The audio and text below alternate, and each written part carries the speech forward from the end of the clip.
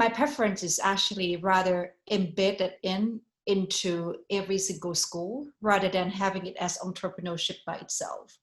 How do you actually embed it into an innovation? Has to embed it into the major classes, how you think about it, whether it's engineering, whether it's the business, whether it's whether it's life science, whether it's medical. I think we're going to need to actually embed it in. That's one.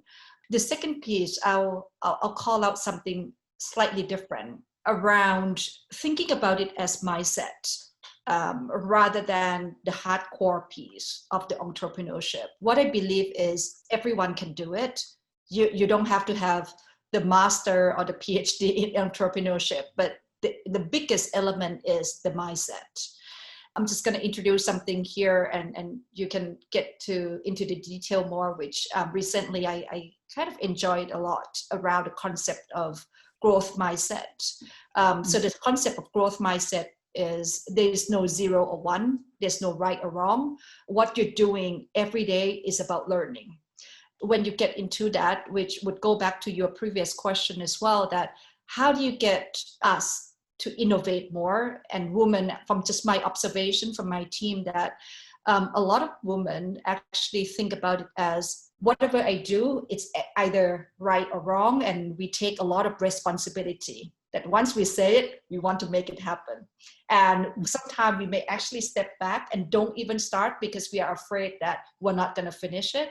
And that's not the way to go about being entrepreneurial. Take the risks, take every single step as is a learning. There's pretty good book around it. Once you get into that learning mindset, it's actually the excellent step for us to go with the being entrepreneur.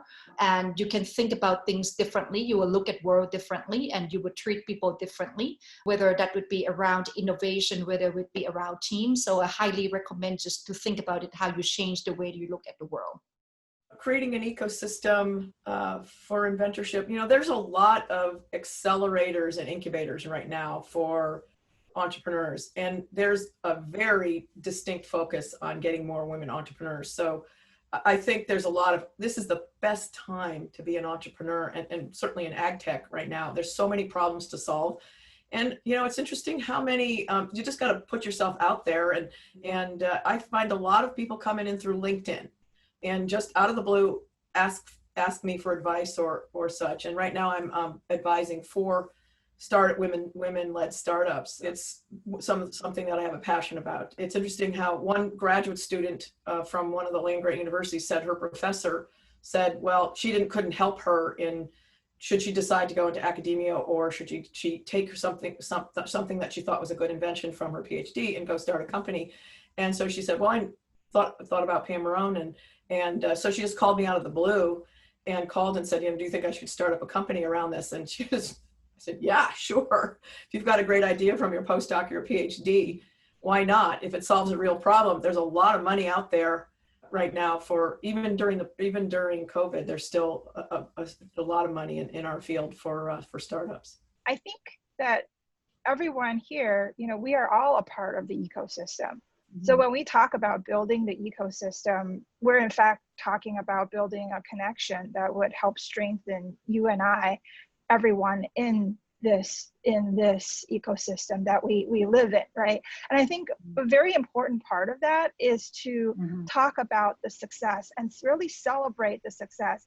And I just want to, you know, urge Cornell as an institution to highlight this success, highlight how we would like to help each other.